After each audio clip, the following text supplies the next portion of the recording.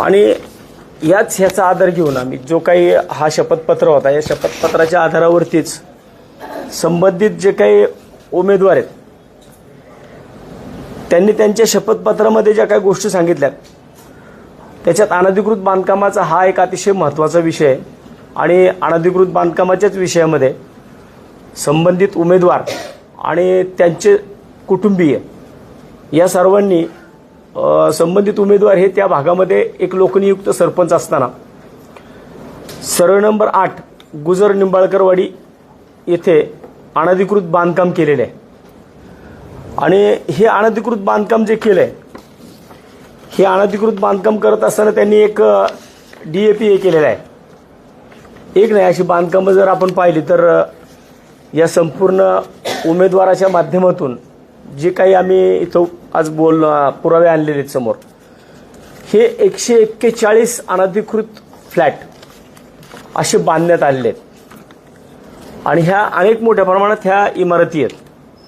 आणि याच्यामध्ये या उमेदवारांनी जी काही DAPA केलेली आहे ते DAPA करत असताना लक्ष्मी जगन्नाथ खोपडे त्या उमेदवाराच्या चुलती आहेत, त्यांच्याबरोबर ही जी काही एक प्रायव्हेट फर्म स्थापन केली होती खोपडे डेव्हलपर्स नावाची,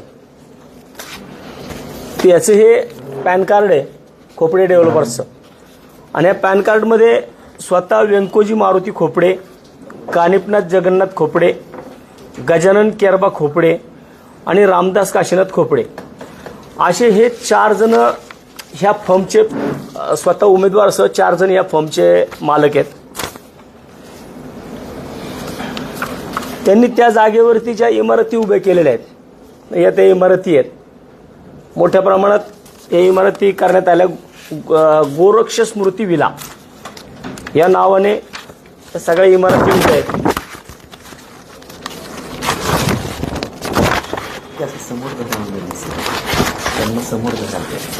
सगळ्याच म्हणजे या सगळ्या फोटो मी याच्यामध्ये जोडलेले आहेत.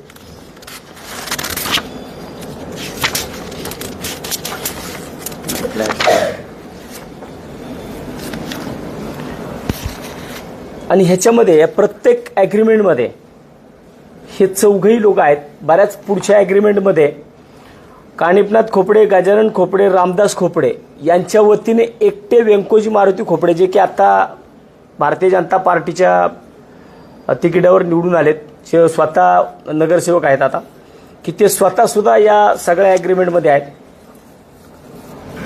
त्यानंतर सर्वे नंबर 8 हा जो काही गुजर निंबाळकरवाडीचा सर्वे नंबर 8 आहे, हे सर्वे नंबर 8 मध्ये आम्ही PMRDA माहिती काढली. कारण या ठिकाणी पूर्वी ग्रामपंचायत होती. ग्रामपंचायत असताना सुद्धा या ठिकाणी PMRDAने जे काही लेखी स्वरूपामध्ये उत्तर दिलेलं आहे, सर्वे नंबर 8 हा झोनचा दाखला आहे. सर्वे नंबर 8चा याच्यामध्ये क्लिअर दिलंय की मौजे गुजर निंबाळकरवाडी तालुका हवेली जिल्हा पुणे येथील सर्वे नंबर गट नंबर 8 ही जागा शेती नाविकास प्लस हिलटॉप हिलस्लोप या भागात समाविष्ट असून 18 मीटरचा प्रस्तावित DP या इमारतींवरतून आहे. म्हणजे इथं BDP हिलटॉप हिलस्लोप झोन तर आहेच, शेती नाविका झोन आहे, हिलटॉप हिलस्लोप आहे आणि 18 मीटरचा DP सुद्धा याच्यामध्ये आहे. तो स्वतः PMRDAने हेच लेखी स्वरूपात दिलेलं आहे. शिवाय या ठिकाणी जो नकाशा आहे तो नकाशा सुद्धा बाधित असलेला सगळा, ज्या जागेवरती सर्वे नंबर 8 जो आहे, ह्या 8 नंबरच्या सर्वे नंबरवरती PMRDAने दिलेला हा नकाशा आहे की त्याच्यामध्ये जो सर्वे नंबर 8 आहे तो संपूर्णपणे हा बाधित आहे. आणि त्याच्यामध्ये जो काही एक आम्ही एका इमारतीची माहिती मागवली, त्याच्यामध्ये शिवगोरक्ष स्मृती विला, गोरक्ष स्मृती विला. त्याच्यामध्ये PMRDAकडनं आम्हाला एक लेखी पत्र आलेलं आहे. याच्यात असं म्हणलं की गोरक्ष स्मृती विला फेज 1 परवानगी क्रमांक दिनांक मंजूर नकाशे तसेच अटी शर्तीच्या प्रमाणित प्रति मिळण्याबाबत आम्ही माहिती मागवली होती. त्या अनुषंगाने या विभागाच्या अभिलेख कक्षात शोध घेतला असता विषयांकित मिळकतीशी संबंधित परवानगी विषय नास्ती अभिलेख कक्षाकडे आढळून येत नाही. सदर मिळकतीमध्ये कोणतीही विकास परवानगी देण्यात आलेली नाही. हे सुद्धा PMRDने स्पष्ट केलंय की जे काही शिवगोरक्ष स्मृती विला शिवाय त्याच्यानंतर ज्या काही बाकीच्या बिल्डिंग त्या ठिकाणी बांधल्यात ज्याच्यावरती 141 प्लस म्हणजे 141 हे एकट्या उमेदवाराच्या नावाचे आहेत की ज्यांनी स्वतः रजिस्टर्ड खरेदी खत केलेले आहेत. जे भोसरी आणि हवेली याच्यामध्ये जे तुमच्या समोर दिसतात हे 141 खरेदी खत आणलेले आहेत आम्ही की हे 141 खरेदी खत त्याच्या सर्टिफाईड कॉपी आहेत की या भोसरी आणि हवेली या ठिकाणी याच्या अधिकृत दस्त तयार झालेले आहेत. आणि अधिकृत दस्त असल्यामुळं जर त्या ठिकाणी अधिकृत दस्त करायला परवानगी नाहीये तरी सुद्धा 141 दस्त हे फक्त मी 10 दिवसात काढलेले दस्त आहेत. प्रत्यक्षामध्ये जे काय आहे ते खूप मोठ्या प्रमाणावरती आहे. त्याचा आकडा मी शेवटी सांगेल. त्यानंतर या ठिकाणी जो शेती नाविकास झोन आहे त्याचा शासन निर्णय सुद्धा आणलेला आहे. त्या शासन निर्णय गॅझेट आहे की त्या ठिकाणी सर्व नंबर 8 मध्ये शेती नाविकास झोन हिलटॉप हिलस्लोप आहे आणि 18 मीटरचा डीपी रोड आहे. हे त्याचं एक गॅझेट आहे. याच्यामध्ये हे सगळे दस्त जे आहेत ते सगळे नोंदवलेले आहेत पण ते बेकायदेशीर आहेत नोंदवलेत.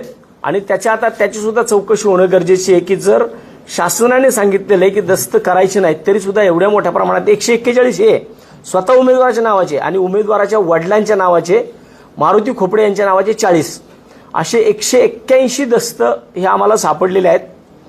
आता याच्यामध्ये व्यंकुजी खोपडे हे लोकनियुक्त सरपंच होते 6/12/2017 रोजी म्हणजे 6/12/2017 रोजी ते लोकनियुक्त सरपंच गुजर निंबाळकरवाडी या ग्रामपंचायतमधून झाले. आणि त्याच्यानंतरनं 2017 नंतरनं सुद्धा 18, 19, 20 या तीनही वर्षामध्ये लोकनियुक्त सरपंच असताना सुद्धा अनधिकृत बांधकामे केल्याचे याच्यामध्ये जे दस्त आहेत ते सुद्धा लोकनियुक्त सरपंच असतानाचे दस्त आहेत. आता याच्यामध्ये जे दस्त आहेत हे तर तुम्हाला तिथे दस्त आहेत परंतु या दस्ताचे संपूर्ण 141 दस्त हे मी शॉर्ट करून त्याचे प्रत्येकाचा दस्त क्रमांक तो कुठे नोंद झालाय किती तारखेला नोंद झालाय हे सगळं मी एका शॉर्ट कागदामध्ये पण तयार केलेलं आहे. ते तुम्हाला पाहायचं असल्यास तुम्ही ते पण पाहू शकता. आता खोपडे यांनी जे काही स्वतःचं नॉमिनेशन पत्र भरलं त्याच्यामध्ये त्यांनी त्यांचा राहण्याचा घराचा पत्ता विठ्ठल रुक्मिणी मंदिराजवळ गुजर निंबाळकरवाडी असं दिलेलं आहे. आणि ते राहतं घर आहे त्यांचे खोपडे मारुती भगवंत यांच्या नावाचं त्यांच्या वडिलांच्या नावाचं ते घर आहे. आणि ह्याच घरामध्ये त्यांनी टॉयलेट ENOC सुद्धा ह्याच घराची घेतलेली आहे. ती सुद्धा सोबत मी जोडलेली आहे. टॉयलेट ENOC कारण यावेळेस महानगरपालिकेने टॉयलेट ENOC कंपल्सरी केली होती आणि ती टॉयलेट ENOC जी काढली आहे ती ह्याच घराची टॉयलेट ENOC काढली आहे आणि त्याच घराचा 1,74,187 रुपये टॅक्स थकलेला आहे महानगरपालिकेचा. जे वडिलांच्या नावाने घर आहे त्या घराचा 1,74,187 रुपये टॅक्स थकलाय. जो मी हा विषय काढल्यानंतरनं मला वाटतं की शनिवारी याचा चेक देण्यात आलाय महानगरपालिकेमध्ये पैसे भरण्यासाठी.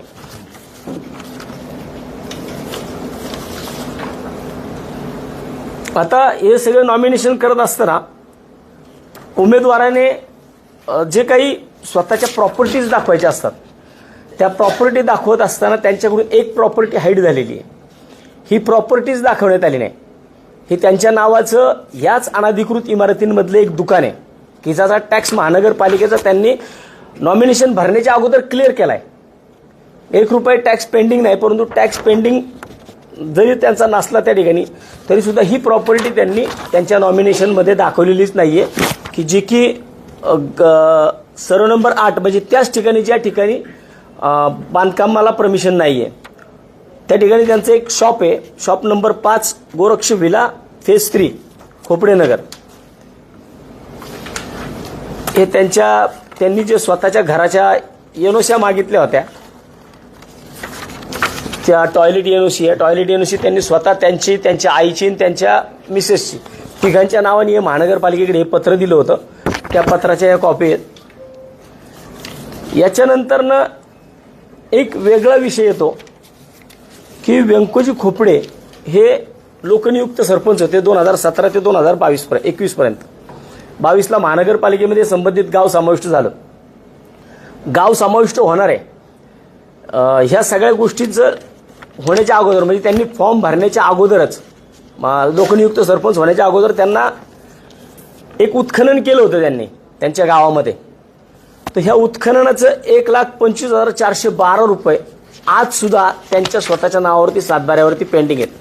म्हणजे सरकारी देणं जर तुमचं असेल तर तुम्हाला त्या ठिकाणी फॉर्म भरता येत नाही. परंतु हे सगळं त्यांचं आज सुद्धा 7/12, 8 या सगळ्या गोष्टी इथं समोर आहेत की ज्या मी 26/1ला म्हणजे आता 26/1/2026ला मी हे काढलेली आत्ताची आहे की त्यांच्या नावावरती आज सुद्धा 1,25,000 रुपये बाकी दिसतात. तर ह्या सगळ्या गोष्टी करत असताना सरपंचच्या कालावधीमध्ये 2021ला साधारण सगळ्या या समाविष्ट गावांना चाहूल लागली की आता ही गावं सगळी महानगरपालिकेमध्ये समाविष्ट होणार आहेत. त्याच दरम्यान याच गुजर निंबाळकरवाडी ग्रामपंचायतीमध्ये 34 कर्मचाऱ्यांची बोगस नोकर भरती झाली. 34 कर्मचाऱ्यांची बोगस नोकर भरती झाली. या बोगस नोकर भरतीमध्ये एकूण 34 म्हणजे सगळ्याच गावांमध्ये ह्या बऱ्यापैकी नोकर भरत्या झाल्या होत्या. त्याच्यापैकी हे एक गाव अतिशय हायर स्कोरला होतं. 34 जणांची या ठिकाणी भरती करण्यात आली म्हणून असं सांगण्यात आलं होतं. आणि त्याच्यावरती मान्य जिल्हा परिषद अध्यक्षांनी एक 5 जणांची कमिटी बसवली. या 5 जणांची जी कमिटी बसवण्यात आली होती त्याच्यामध्ये गटविकास अधिकारी होते, जिल्हा परिषदेचे अधिकारी होते, असे 5 जणांची ही कमिटी होती. ह्याच्यामध्ये गुजर निंबाळकरवाडी तत्कालीन सरपंच व ग्रामसेवक, ग्रामविकास अधिकारी हे या सगळ्या भरतीला जबाबदार आहेत असा ठपका त्याच्यामध्ये ठेवण्यात आलाय. शिवाय याच्यामध्येच या ठिकाणचे जे ग्रामसेवक होते ह्या ग्रामसेवकांना याच नोकर भरतीच्या विषयामध्ये त्यांना निलंबित करण्यात आलं होतं. हा 5 जणांच्या कमिटीचा हा एक त्यांचा संपूर्णपणे त्यांनी जो काही त्याच्यावरतीच अभ्यास केला होता तो होता. त्याच्यानं रिपोर्ट होता. त्याच्यानंतर तो रिपोर्ट पुढे विभागीय आयुक्तांकडे गेला. विभागीय आयुक्तांनी सुद्धा या विषयामध्ये 9 जणांची चौकशी समिती नेमली. आणि या 9 जणांच्या चौकशी समितीमध्ये जे काही लोक तिकडे घेण्यात आली कामाला त्याच्यामध्ये ह्याच सरपंचांचा पुतण्या, 1, 2, 3 पुतणे, एक मेहुणा, एक मावस भाऊ, एक आत्ते भाऊ, एक यांचा भाचा आणि एक चुलत भाऊ, अशा प्रकारे स्वतःच्याच घरातले जवळजवळ 7 लोकांना, या 34 लोकांमध्ये 7 लोकांना सामावून 34 लोकांमध्ये 7 लोक स्वतःच्या घरातले होते. आणि त्याच्यामध्ये सुद्धा जो काही विभागीय आयुक्तांनी शेरा मारलेला आहे त्याच्यामध्ये विभागीय आयुक्तांनी सुद्धा क्लिअर म्हटलंय की याच्यामध्ये ग्रामसेवक आणि सरपंच हे पूर्णपणे याच्यामध्ये दोषी आहेत. हे जे प्रकरण आहे जे विभागीय आयुक्तांनी मंत्रालयात पाठवलेलं आहे, मंत्रालयामध्ये या सगळ्या विषयाची चौकशी चालू आहे. याच सर्व नंबर 8 मध्ये अनेक इमारती यांनी विकसित केल्यात. या सगळ्या इमारतींचे आत्ताचे लाईट मीटर, खोपडे डेव्हलपर्स या नावाचे हे सगळे लाईट मीटर्स आहेत की जे आजही त्या ठिकाणी अस्तित्वात आहेत. सगळ्या गोष्टीवरती कळस म्हणजे ग्रामपंचायतला कोणत्याही परिस्थितीमध्ये कलेक्टरांचे आदेश आहेत की कुठल्याही ग्रामपंचायतीला बांधकाम परमिशन देण्याचा अधिकार नाही. तरी सुद्धा इथं ग्रामपंचायत गुजर निंबाळकरवाडी यांच्या माध्यमातून बॅकडेटेड प्रकारे अशा प्रकारे ग्रामपंचायत गुजर निंबाळकरवाडी तालुका हवेली पुणे यांच्याकडून दाखला देण्यात येतो की खोपडे डेव्हलपर्स तर्फे प्रोप्रायटर व्यंकोजी मारुती खोपडे, गजानन केरबा खोपडे, रामदास काशीनाथ खोपडे आणि कानिपनाथ जगन्नाथ खोपडे यांना या नावाने व्यवसाय करण्यास ग्रामपंचायतची ना हरकत आहे. म्हणजे यांना या ठिकाणी बांधकाम करण्यास परवानगी आहे असं ग्रामपंचायतीने सांगितलं होतं. आणि या सगळ्या गोष्टी करत असताना ह्या खोपडेनगर भागामध्ये बऱ्यापैकी हे सगळा विषय झालेला आहे. त्याच्यामध्ये वॉर्ड क्रमांक 3, ह्या वॉर्ड क्रमांक 3 मध्ये हे जे काही आता महानगरपालिकेमध्ये ह्या नोंदी पडल्यात सगळ्या या टॅक्सच्या, ह्या 4,335 फ्लॅटच्या नोंदी टाकण्यात आल्या फक्त वॉर्ड क्रमांक 3. ह्याच्यामध्ये ह्या ग्रामपंचायतमध्ये वॉर्ड क्रमांक 1, वॉर्ड क्रमांक 2 आणि वॉर्ड क्रमांक 3 असे 3 वॉर्ड होते. त्याच्यातल्या एका वॉर्डमध्ये फक्त वॉर्ड क्रमांक 3 मध्ये 4,335 फ्लॅटच्या महानगरपालिकेमध्ये नोंदी केलेल्या आहेत. या सगळ्या गोष्टी आम्ही ज्या प्रसारमाध्यमांच्या समोर आणल्यात.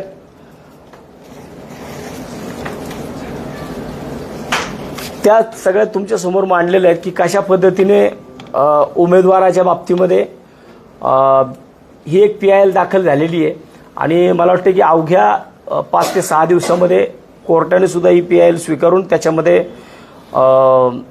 12 तारीख येणारी 12 फेब्रुवारी त्यांना नोटीस काढलेली आहे. याच्यामध्ये 9 उमेदवारांना प्रभाग क्रमांक 38E मधील 9 उमेदवारांना नोटीस काढलेल्या आहेत आणि त्याच्यामध्ये येणाऱ्या 12 फेब्रुवारीला कोर्टाची तारीख आहे. त्या संदर्भात बाकी जो विषय असेल ते आमचे वकील साहेब सांगतील. नाही दादा, एक मिनिट. तुम्ही जी नोटीस पाठवलेली आहे ना, जी याचिका जनहित याचिका दाखल केली ती कशा संदर्भात आहे ते एवढं सांगा तुम्ही. हेच की दुसरं काही वेगळं? इलेक्शन पिटिशन आता जे तुम्ही सांगितलं त्या संदर्भात आहे का? काही तुमचं मतदानाचा घोळ झाला होता तो आरोप? जी जनहित याचिका तुम्ही केली ना, इलेक्शन पिटिशन म्हणा त्याला, इलेक्शन पिटिशन. तुम्ही ते एक्सप्लेन करा. तुम्ही वकील साहेब, तुम्ही फक्त आता सांगा की जी जनहित याचिका जाहीर केली ज्याच्या विरोधात नोटीस काढल्या कोर्टानं ती याचिका नेमकी काय?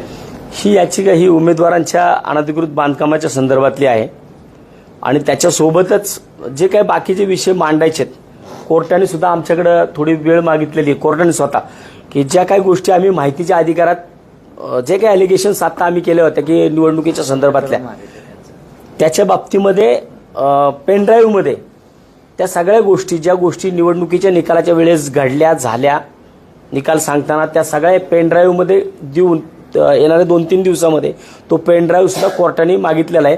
जी माहिती आम्हाला जे त्याला वेळ लागतो उद्याच्याला ती माहिती कदाचित शुक्रवारी ती माहिती माझ्या हातामध्ये संपूर्ण मिळेल इलेक्शनच्या संदर्भातली आणि ती पण आम्ही कोर्टामध्ये जमा करणार आहोत. हां,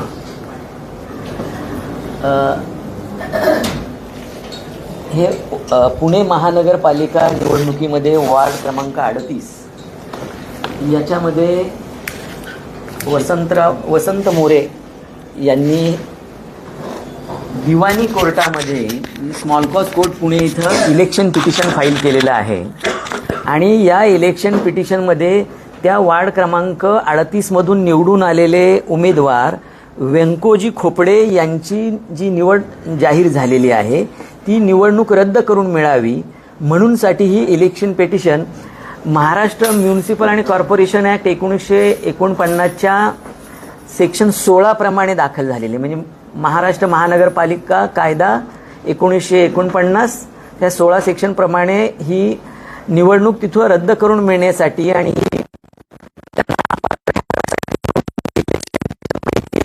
या इलेक्शन पिटिशनमध्ये बेसिकली 3 मुद्दे आहेत महत्त्वाचे आत्ता जे वसंतराव मोरेंनी मांडले ते आणि त्या पिटिशनमध्ये आहेत ते की याच्यामध्ये डिस्क्वालिफिकेशन जे आहेत महापालिका कायद्यानुसार ती सेक्शन 10 मध्ये दिलेली आहेत महापालिका कायद्याच्या.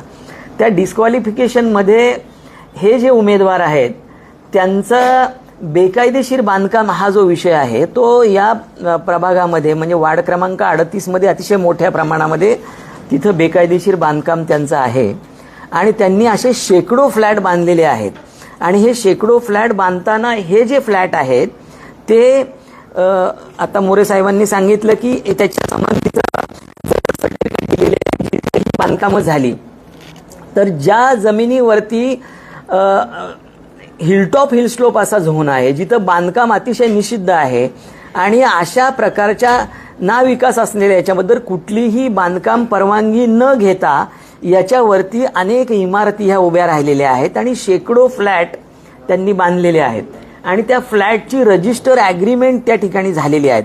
याच्यामुळं असं ह्या बेकायदेशीर बांधकामामुळं हे खरेदी घेणारे जे सर्वसामान्य माणसं आहेत त्यांची दिशाभूल कशी झाली तो एक विषय याच्यामध्ये महत्त्वाचा आहे. आणि याच्यामध्ये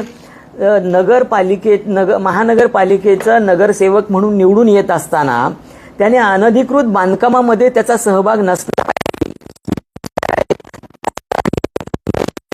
आणि त्याच्यामध्ये मी आपल्या निदर्शनास आणून देईल की हे त्यांचं एक रजिस्टर ॲग्रीमेंट टू सेल आहे की ज्याच्यामध्ये अशी मला वाटतं एक शेकडो अशी ॲग्रीमेंट त्यांनी केलेली आहे. त्याच्यामध्ये स्वतः ते एक डेव्हलपर पार्टनर म्हणून त्यांनी तिथे लिहून दिलंय त्याच्यावर त्यांची सह्या केलेल्या आहेत लिहून देणार म्हणून आणि याच्यामध्ये त्यांनी त्या लिहून देणाऱ्यांना जे काय मिसरिप्रेझेंटेशन केलेलं आहे की त्याच्यामध्ये त्यांनी असं म्हणलंय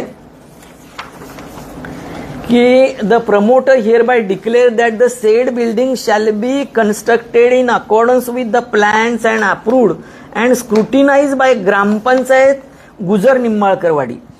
म्हणजे हे जे बांधकाम होणार आहे ते बांधकाम केलं पाहिजे की ग्रामपंचायत गुजरवाडीने प्लॅन्स अप्रूव्ह केले त्याप्रमाणे. आता प्रत्यक्ष आता हे पहा, सर्वसामान्य माणसांना हे कळत नाही की कोण बांधकाम मंजूर करणार. तर ज्याला त्या गुजर निंबाळकर वाडी ग्रामपंचायतीला जर बांधकाम मंजूर करण्याचा, बांधकामाला परवाने देण्याचा, बांधकामाचे नकाशे मंजूर करण्याचा असा कुठलाच अधिकार नसताना आणि याच्यामध्ये आपल्याकडं टाउन प्लॅनिंग ऍक्ट खाली आणि याच्यामध्ये महानगरपालिकेत आल्यानंतर महानगरपालिका ह्याच्याप्रमाणे कुठल्याही प्रकारच्या परवानगी न घेता ही सगळी बांधकामं झालेली आहे. त्याच्यात मिसरिप्रेझेंटेशन झालेलं आहे आणि सर्वसामान्य माणसाची फसवणूक झाली. हा एक डिस्क्वालिफिकेशनचा भाग आहे. तो अशी शेकडो ॲग्रीमेंट त्यांनी केलेली आहेत आणि त्यांचं जे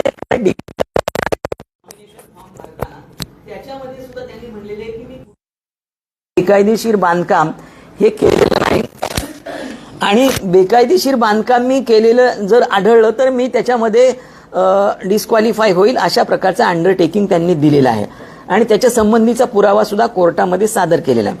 प्रश्न तुमच्यासाठी आहे, तुम्ही जे 141-181 फ्लॅटचा आकडा सांगताय, शपथपत्रामध्ये ज्यावेळेस निवडणूक लढवत असतो त्यावेळेस आपल्या अख्ख्या प्रॉपर्टीची ते सगळं द्यावं लागतं.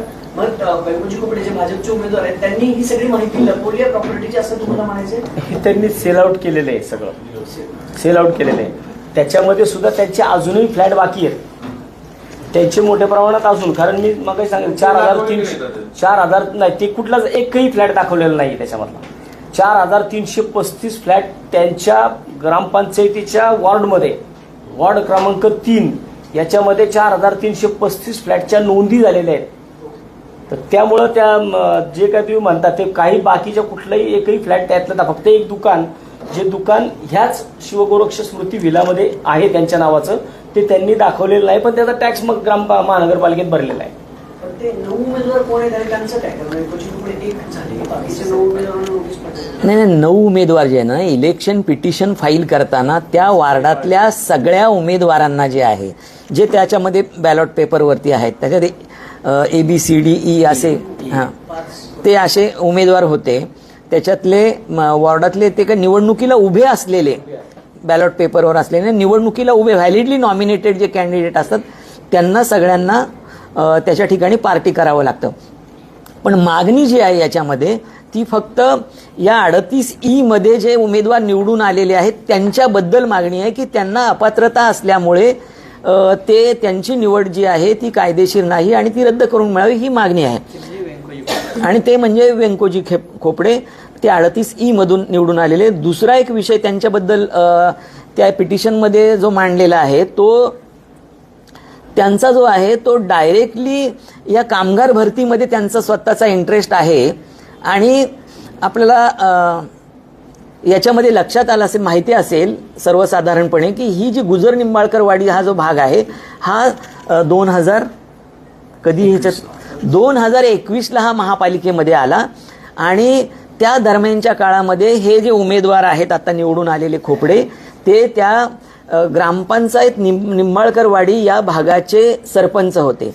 त्यांनी त्यांच्या आता ज्या वेळेला हे जाहीर झालं की या ग्रामपंचायती या महानगरपालिकेमध्ये समाविष्ट होत आहेत त्यावेळेला तिथे मोठ्या प्रमाणामध्ये इलेक्शन ज्यावेळेस प्रोसेस सगळे फॉर्म भरणे सुरू असते त्यावेळेस आपण हाती घेतलं होतं. त्या मी सांगतो त्या बाबतीमध्ये ह्या विषयामध्ये मी स्वतः आणि माझं सहकारी आम्ही नितीन जगताप मी दोघं स्वतः ज्या काय आरो मॅडम होत्या करमरकर आम्ही त्यांच्याकडे 2 दिवस अगोदर या सगळे विषयाच्या संदर्भात जाऊन बसलो होतो. त्यांना मी या विषयाच्या संदर्भात बोललो की मॅडम जर एखाद्या उमेदवाराने अनधिकृत बांधकामं केली असतील तर त्याचा तुम्ही नॉमिनेशन फॉर्म जो आहे तो रद्द करू शकता का. तर त्याच्यावरती त्यांनी क्लिअर सांगितलं की माझ्याकडे ते अधिकार नाहीत, मी फक्त फॉर्ममध्ये काय चुकी आहेत का, फॉर्ममध्ये काही त्रुटी आहेत का, काय खाडाखोड झालेली आहे का एवढंच मी पाहू शकते. तुम्हाला जर संबंधित उमेदवाराचा फॉर्म अनधिकृत बांधकामाच्या विषयावरती जर कॅन्सल करायचं असेल तर तुम्हाला त्यासाठी कोर्टात जावं लागेल. मग आम्हाला ते लक्षात आलं की यांच्या हातामध्ये काहीच नाही आहे, त्यामुळे ह्या विषय आत्ताच डिस्क्लोज करून उपयोग नाही आहे, म्हणून आम्ही ते काही तिथं विषय बोललो नाही. परंतु नंतरनं हे सगळे अगोदर आम्ही सगळं जमवून ठेवलं होतं. परंतु जर ज्या ठिकाणी जे अधिकारी बसले तेच अधिकारी सांगतात मी काहीच करू शकत नाही, मग कशा करता त्यांना या गोष्टी दाखवायच्या.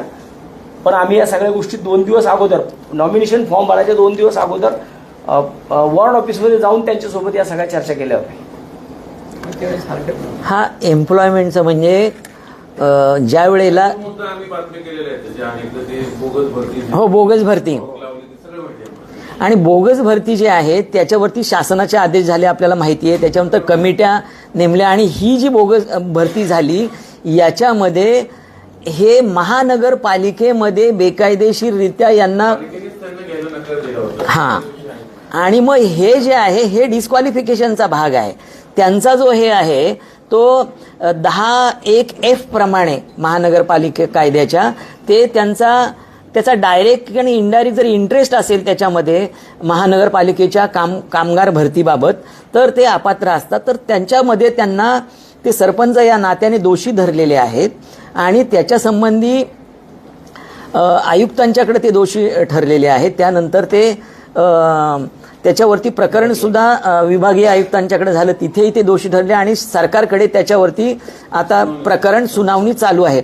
त्यांचा म्हणजे अजूनही ही इन्व्हॉल्ड म्हणजे आत्ताही त्यांची हे कामगार भरतीचा जो बेकायदेशीर कामगार भरतीचा हे चालू आहे ती जे आदेश झाला त्याच्यामध्ये जे डिस्क्वालिफिकेशन ऑकर झालेले ते रद्द करण्यासाठी अजूनही त्या कामगारांना परत घेण्यासाठी ते प्रयत्न करतायत. म्हणजे त्यांचा डायरेक्ट इंटरेस्ट त्याच्यामध्ये आहे आणि म्हणून ते त्याच्यामध्ये अपात्र ठरतात. आणि दुसरं त्यांनी सांगितलं की हे जे अरियर्समध्ये जे आहेत ते 10(h) प्रमाणे तर ते त्यांच्या अरियर्सबद्दल उमेदवारांनी सांगितलेलं आहे की त्यांच्याकडे ती बाकी आहे घरबाकी जी काय त्यांनी नॉमिनेशन फॉर्म भरण्याच्या वेळेला ते अरियर्समध्ये नसले पाहिजेत. आता याच्यावर सध्या खोबळे असे म्हणू शकतात की तुम्ही हारलात किंवा मी जिंकलो म्हणून हे सगळे तुम्ही याचे पुरस्पर आरोप करताय. आता त्याच्याकरता तो कोर्टात टाकलेले. आता कोर्ट ठरवल मी आरोप करतोय, आरोप खरे आहेत का काय ते कोर्टाचा अधिकार आहे. आम्ही माझा पूर्ण न्याय व्यवस्थेवरती माझा पूर्ण विश्वास आहे, त्यामुळे मी लगेच 5व्या 6व्या दिवशी हे प्रकरण संपूर्ण कोर्टात दिलेलं आहे आणि मला वाटतं की कोर्ट मला व्यवस्थित एकदम योग्य न्याय देईल याची मला पूर्ण खात्री आहे. ते मतदानाचा काहीतरी गोळ झाला होता एखादा, तो काय विषय? तो जो काही विषय आहे त्या संदर्भामध्ये माझ्याकडे थोडं माहिती राहिलेली आहे की अजून ती जी काही माहिती आहे ती माहिती थोडी बोलण्यामध्ये आहे त्यांच्या आणि ती मला आज संध्याकाळपर्यंत किंवा उद्या पूर्णपणे जे काही मी पहिल्या फेरीपासून तर 10व्या फेरीपर्यंत संपूर्णपणे रेकॉर्डिंग मी मागितलेलं आहे. ते रेकॉर्डिंग मला पैसे भरलेत मी त्याचे, मग ते रेकॉर्डिंग पण मला आज मिळाल्यानंतर मी त्या संदर्भामध्ये मान्य राऊत साहेब आणि कालच माझं उद्धव साहेबांसोबत सुद्धा बोलणं आलं या विषयामध्ये आणि हे सगळं प्रकरण मला आज किंवा उद्या मिळालं तर मी ते मुंबईला साहेबांकडे घेऊन जाणार आहे. आता हा उमेदवाराच्या संदर्भातला आहे.